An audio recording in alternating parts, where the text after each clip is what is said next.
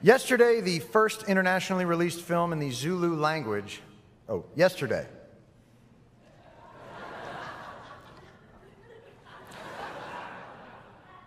Framed in the magnificent landscapes of South Africa, yesterday, this deeply personal account of a family living with HIV and AIDS becomes a story of great strength and great hope.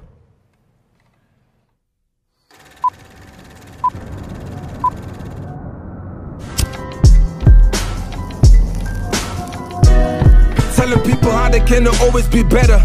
It's kinda strange how you get unhinged when you under pressure.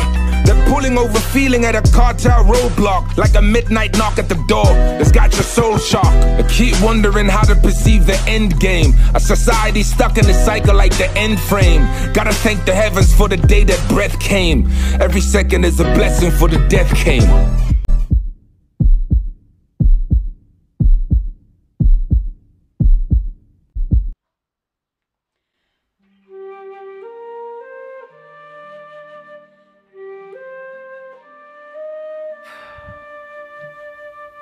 Yesterday is a 2004 South African drama film, written and directed by Warhyd.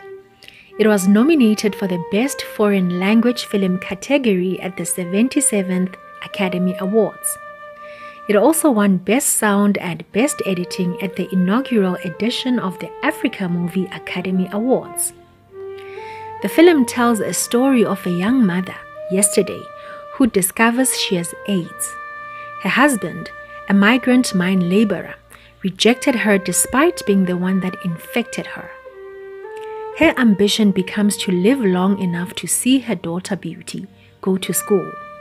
This film is the first commercial feature-length production in Zulu, starring Kenneth Kambula as John Khumalo, Yesterday's husband, Leleti Khumalo as Yesterday, Harriet Lenabe as teacher, Lihlem Velase as Beauty, Camilla Walker as the female doctor. Yesterday is a Zulu mother living with her 7-year-old daughter Beauty in their rural village of Rooihoek, translated Red Corner in Zululand, South Africa. Every day of her life is spent in the hard work of tilling the field to plant enough food for them, fetching water, cutting firewood, and hauling it home, all while also trying to keep her daughter stimulated and occupied. She strikes up a friendship with the new teacher who arrives in the village.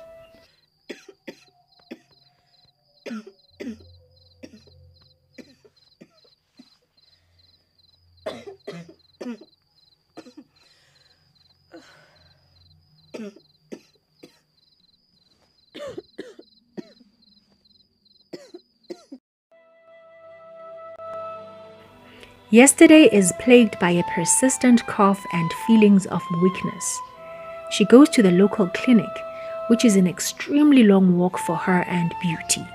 She waits all day in the long queue to see the doctor, only to be turned away at the end of the day without having seen the doctor.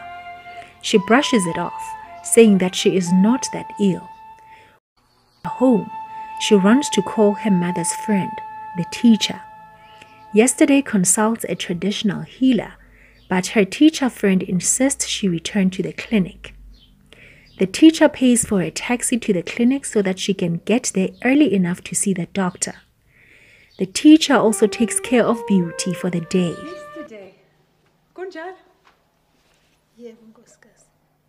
Benginayo tomorrow, not today. Kodwa ngiyaqala umbona yesterday. Ngubani oqamelele ligama? Ubaba wami nkosikazi uthe izolo bekungcono kunamhlanje kodwa kakudala ngaleso sikhathi. The doctor who sees Yesterday asks her where she got her name from, and Yesterday explains that her father named her Yesterday because he said things were better yesterday than today. The doctor tells Yesterday that her illness is AIDS related and that she probably got it from her husband, who is away working in a mine. After hearing the news, Yesterday is very upset. Yesterday understands that she will die from this disease, leaving her daughter alone. Josie, Josie, Look at you now, Josie. Josie, Josie. Look at you now, Josie. Non voglio non voglio We keep on marching. Bengisazobheka umyeni wami uJohn Khumalo. She makes a plan to travel to the mine where her husband, John, works to tell him the news and to tell him that he also is sick. He reacts to this news very badly and beats her, while his supervisor looks in and then looks away. Yesterday goes home and tries to continue living her life as best as she can. She asks her friend to take care of Beauty when she dies. A few months later, John comes home to her. He is very ill from AIDS-related illnesses and begs yesterday's forgiveness for blaming her and for beating her for telling him the truth. He explains that he has been fired from the mine, as he is now incontinent and there are no toilets down in the mine, so all day he would stink like an animal. The other villagers, who do not understand HIV or AIDS, protest at having John living amongst them and say that he must leave or go to hospital. Yesterday tried to get her husband into a nearby clinic but was unsuccessful, and there were no available beds for him and he would need to be put on a waiting list. Due to this, she sets out to make her own hospital on a nearby hill, using sheet metal and pieces of old cars and taxis. She puts together a building, which she then helps her husband to with her daughter's assistance. As they are making the laborer's journey to the hospital, John comments that when he was young, he could run from one end of this field to the other and not think of it. Now it seems like the longest journey of his life. Yesterday and Beauty take care of him as well as they can until he dies.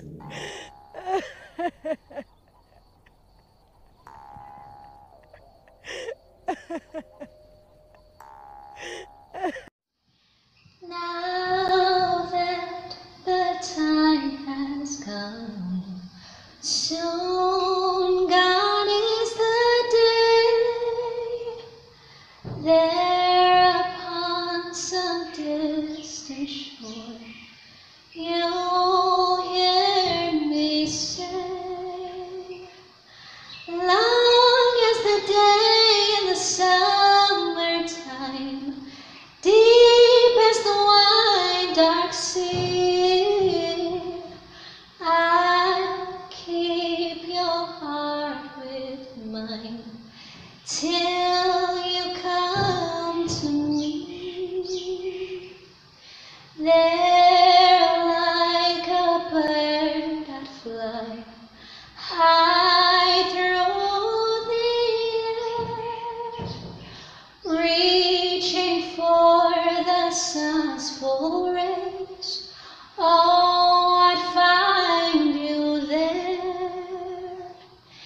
And in the night when our dreams are still, or when the wind falls free, I'll keep your heart with mine till you come to me.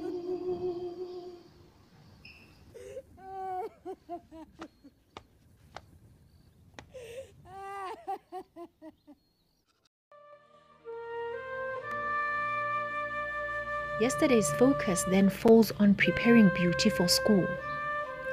Yesterday never went to school, so her single goal becomes living long enough to be able to see Beauty attend. When the doctor tells her she has a strong body that keeps the illness somewhat under control, she replies it's not the body, but her mind. Yesterday watches as her daughter starts her first day at school and then walks off as the camera pans back from her.